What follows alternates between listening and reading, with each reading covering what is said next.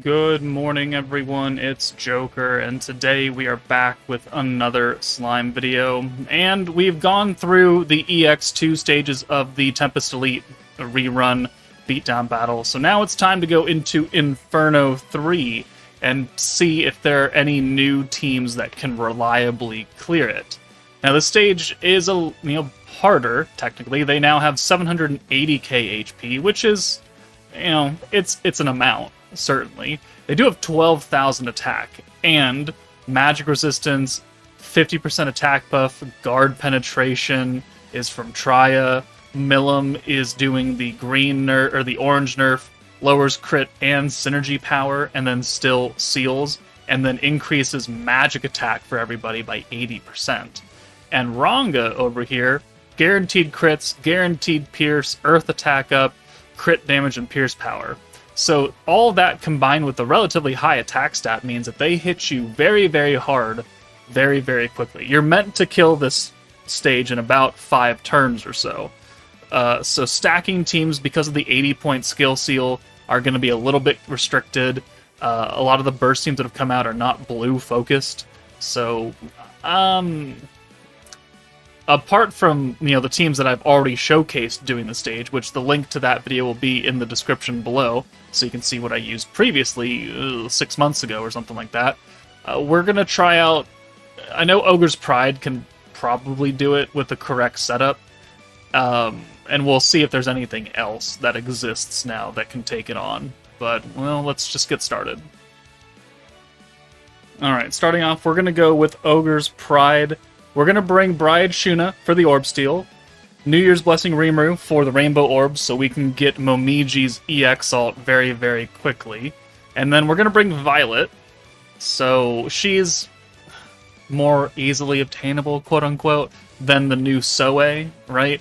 If you have Soe, he will 100% be a much better option here most of the time. And then we're going to bring Tempest Elite Gobta because he's got the green orb change and he's got the alt swap if we want to leave Momiji up front. They do hit very hard. Violet is type disadvantage. She can only stay up front for like 2 turns, maybe.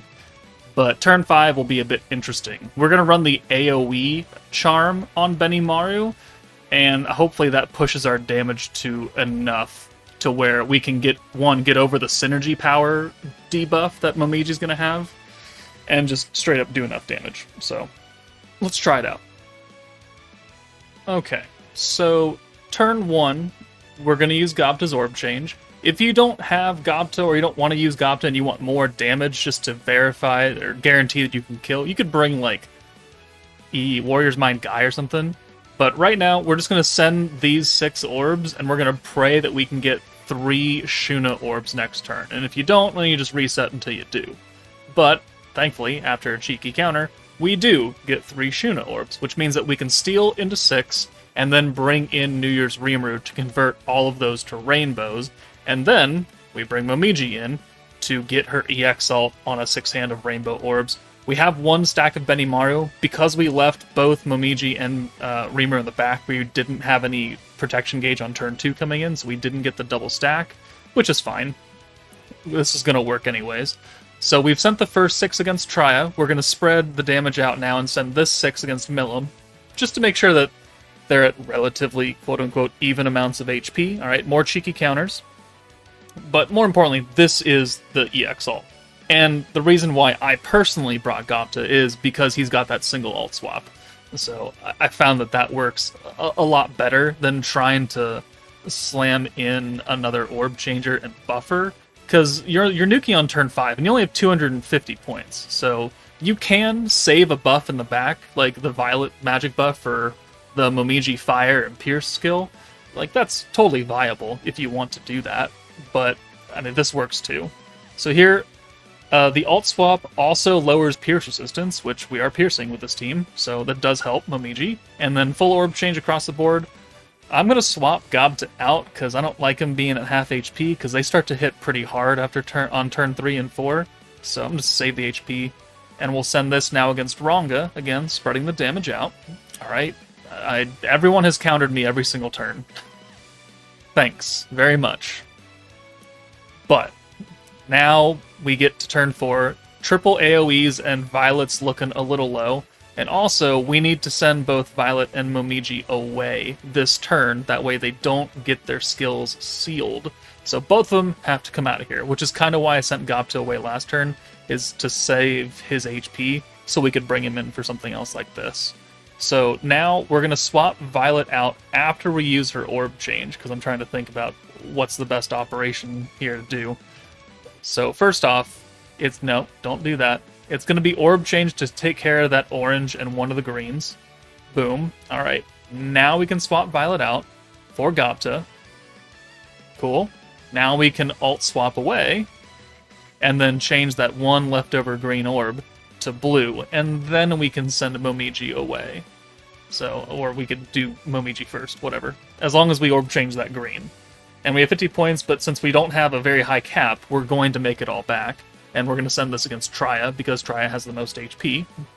And as long as nobody dies here, and accidentally brings Momiji in, then we're good. Or brings Violet, because they would get sealed. So that's not great. Okay, so nuke turn 1, 2, 3, and there's a seal 4 and 5, so Gobta took a lot of those hits, but thankfully he is able to tank it. And now we have 250 points. But you'll see that they did apply another stack of these synergy power down, and it hits everybody. So you might be thinking, well, Joker, why would you want to bring in Momiji and use both of her skills when you have a significant synergy debuff? And, well, that's because Momiji doesn't really give a shit. We have the AoE charm, the magic buff, the pierce resistance down from Gobta, the alt damage, the fire attack, and you'll see that Momiji is just fine. Because she does 725k, all those two are dead, and then her follow-up orb kills Traya. And as proof, I've recorded you proof, so give me 1 second. This is a different run I did earlier, and we're only going to use the first Momiji buff, the fire and the pierce, and we're going to forget the synergy power. Same team, same nuke turn, same buffs. We had just used Violet's buff a turn early, but Momiji here only does 500k. So the synergy power, because we're lowering their synergy resistance by 60%, and they are debuffing us by 60%, it's essentially a wash. So we're still going to benefit off having just synergy, which is a pretty hefty increase in our damage, as you can see, because we went from 500k to 725k. So that's why, even though they're going to debuff us, Momiji doesn't really give a shit. So, there we go. We can clear it, and we'll cut back to this team, and yeah, here we go. So this is the end of the run. We have cleared Inferno 3 with Ogre's Pride. Again, you don't have to bring Gobta, you don't have to bring Bride Shizu, you can bring a different triple orb stealer, or if you want to try and RNG a bit more, you could bring a double orb stealer like Fire Belzard or Earth Benimaru, and try and make that work. It's just gonna need more RNG. Violet, I mean, you can bring the new Soe if you have him.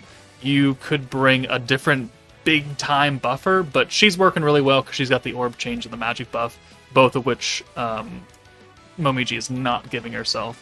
And then Rimuru is kind of important for the rainbows, so he's not really replaceable. And next will be the Commander team. Fire Physical Shizus running around. They'll be very good. Commander Hinata gonna give Commander Shizu the buff, the synergy resistance down. Glenda's here, the alt swap. We have orb changing from Shizu, orb changing from Hinata, orb changing from Coleus, Rimuru, and his own rainbow orbs, which will hopefully help us get at least the EX alt for Commander Shizu. Fire Shizu is here because she's got the fire buff and she's fire physical. If you don't have her, I mean, I'm fairly certain that with the buffs, this Shizu can kill, and if you have, like, 2nd Anniversary Hinata, you can use her to give the fire buff to Shizu. That should work just fine. And, yeah, we'll test this one out, too. Okay, so turn 1 for the Commander team, orb change with Hinata, and then we'll bring both Shizus in. Since both of them have protection traits underneath them, and then Hinata also has protection gauge on turn 2. Even though we're not getting the gauge increase, we will manage to recover that remaining 5th of the bar. 5th, 6th, somewhere around there. 6th of the bar, and we can actually get a double stack on turn 2. And this hand is not really that good, but we are going to play around with it so we can make it good for turn 3. So 2 stacks of Renard here is going to look good. And then, because we have so many Shizu orbs, and then we have another one guaranteed incoming, what we're going to do is we're just going to send her away. And we're going to bring in Rimuru for her. That way we can guarantee that he has at least 5 orbs that he can convert and then turn into rainbows next turn. So there we go. We sent the 2 Hinata orbs last turn. We've now got 5 Rimurus, and we have 61 points, which is just enough to convert to blues and then rainbow them. And then these 5 rainbows will be able to get the EX alt for Shizu. And we're off to the races. Like, we don't actually need the Christmas Shizu alt. She's just here for damage support. And quite honestly, I don't actually know if you need her here after seeing what this team can do.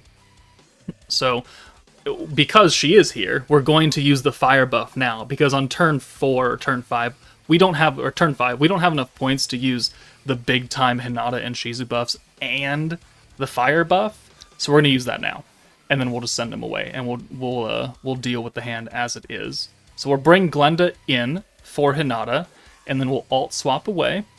And then we can fire buff, and then orb change. Well, orb change, and then we'll fire buff. And then, because that 1 green orb is a Shizu orb, and she's coming out, we just bring Rimuru in for her, and then we can convert that one with our leftover points. And there's a full hand of blues. And then we're ready to nuke on turn 5. And we'll send this hand on Ranga, get him a little bit lower. It doesn't really matter. And then we've got another 2 stacks, I think. And maximum points, at least what we would consider max points right now. And more importantly, we've hidden Hinata and Shizu in the back, so we can avoid that 80-point skill seal. And yeah, we do have double stack. So we'll put the AoE debuff on the enemies, and then we'll just take Christmas Shizu out. We'll bring Hinata and Commander Shizu in, and we have the buff, Glenda buff, Shizu buff, 2 stacks of Renard, and we'll go ahead and nuke, and we do more than enough damage here, which is why I don't actually think you need Christmas Shizu. She contributes quite a bit to the damage. And maybe we do need her. I didn't test without it, but we do 1.3 million. So almost double their HP at full cap. So that's why I don't really think you need Christmas Shizu, but she's definitely usable and viable as not only as a support character, but also as a sub DPS if you need her to. Okay, Exalted Champions looks a little bit different than normal. I mean, mostly the same. We've got Velzard, we've got Veldora, we've got Light Rimuru, he's going to be important.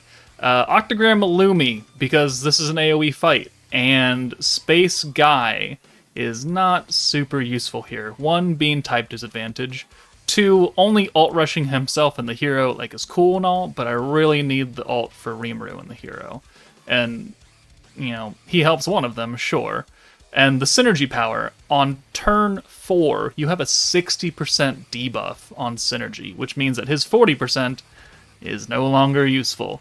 So he's out of there. So we need a different kind of support that's cheap for Rimuru and the hero, since Rimuru is also AoE, in case you didn't know that, because you either don't have them or you never use them. And Lumi is good. She is double skill fused, that's why she's good.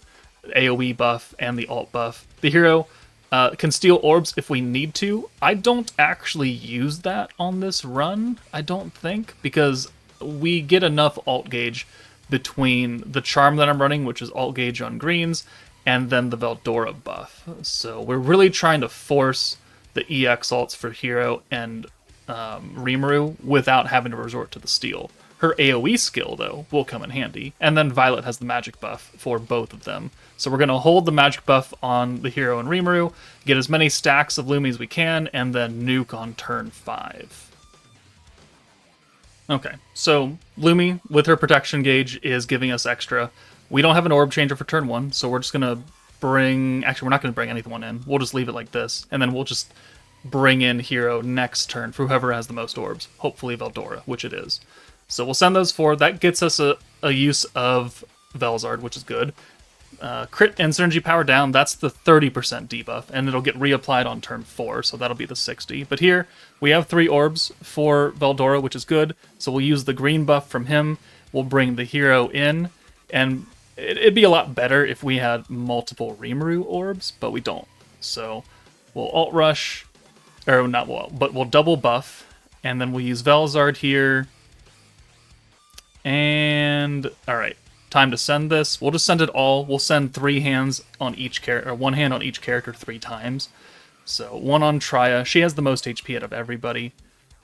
And then because actually, I don't think I'm running. I think I'm running the AoE charm instead. Never mind. But the extra alt gauge we get on orbs from the Lumi skill is impactful. So we'll alt swap here. Boom, another 2 stacks from Lumi, and that's going to be pretty much all we have to use. And then we'll bring Violet in, because we need her up front this turn, so that next turn we can alt or magic buff both of them and send them away. And here, this is enough to get us the EX alt for the hero, and an alt for Rimuru. So it's not a perfect run, but this is still enough to get the job done. We just need a second alt, because the hero by herself does not do the 700,000 damage that we need. We need someone else with impactful damage support to do that. So here, magic buff, boom. We're going to take Rimuru and the hero out. Lumi has an alt back there already, which is fine. It's just extra damage. And then we'll bring Veldora in, and then we'll just send this hand. We have 2 uses of Velzard, which is good, because we're going to need 1 here, and then we're going to use the 1 next turn, because we wouldn't get another 1 back on this hand specifically. So we'll target Ronga, because he has the least amount of HP. Even though Violet does have type disadvantage with the magic buff and the element buff from Velzard, she does do the most damage. Yeah, 12,000 right there, versus the 6,000 from Lumi. So 28k. He's taken down a chunk, and now we have a really, really good hand here. So Violet only has 1 orb, that's fine. We're going to bring Rimuru in for her, and we'll bring the hero in for Veldora, because he has most orbs. And this is actually a natural green hand now. So Violet comes in, boom, we'll use the attack buff, and then we have enough points for 1 stack of the AoE, which finishes the hero out, and the AoE skill that turns her orbs into AoEs. Also impactful. In case this doesn't kill, we can then send some pretty buffed up AoE orbs. So we'll send Rimuru first, the hero, these Lumi orbs, 175k, the hero, 417, Ronga's dead, and then these AoE orbs actually are able to kill both of them. So it is a bit rough. If you can get the EX alt for Rimuru, it makes it a lot easier. You don't even need the AoE orbs at that point. But this is the team. You kind of need Rimuru, though, and I know not a lot of people summon for that Rimuru, which could be a huge detriment. I don't know who you would replace him with, honestly. That's going to give you a significant attack buff and AoE damage and the alt swap all rolled up into one. That might be a tall order, but this team can clear Inferno 3. Alright, I'm not going to show this team being run, because I don't know a lot of people who are going to have the Prosper team in this complete, well, not completeness, but Maribel and Lumi and Elmizia. We're not bringing Rimuru. We're going to bring Octogram Lumi, Rieger. This Hinata is here because I thought we could use her buff and like store it. We don't use her at all. So like if you don't have her, don't fucking worry about it. You just have to worry about having Maribel, Lumi, and Elmizia. So this is the team. Let me bring up the ending clip of the nuke turn. Okay, so we're going into turn 8, and we have a EX Lumi alt. We've hidden Elmizia in the back so we can avoid that 80-point seal, so we could use her 100% alt down and 70% alt up. We've maxed out the Lumi stack for at least the AoE skill, maybe not the actual alt buff skill, but it's enough damage. Plus, we've continually been getting stacks of Weakness Strike from the control skill of Maribel. So here, 2 EX alts plus a single target alt. This is going to work. I mean, we'll use Maribel here. It doesn't actually mean a lot, because the Weakness Strike will happen after the turn is over. So it doesn't actually do anything here. But we'll send Elmizia first, and then Lumi, and then Rieger, and then we'll follow up with these 2 blue orbs. Unnecessary for that, though. We don't have enough points to do anything else. So 1, 2, 3, 4, and 5. Elmizia, 150, not great. But then Lumi does 665, around that number. So the Prosper team, if you can build it specifically like this, can get it done in 8 turns, because you'll have the protection of the 3-turn continuous heal / revive from Lumi, and the additional HP from Elmesia, plus the guard and super guard from Maribel, but that requires you to have this team, and I really didn't recommend people summon on this meta, so that's why we're not going to show off the entire run, because I don't think people are going to have it. But there we have 4 teams that can clear Inferno 3 pretty reliably, that are not older teams that I've already used. Again, the link to that video will be in the description below for the old teams I used 6 months ago to clear Inferno 3. But if you have any others that you found, or any weird combinations of these teams, please let me know in the comments. But that's it for me, guys. Take it easy, and I'll see you all later.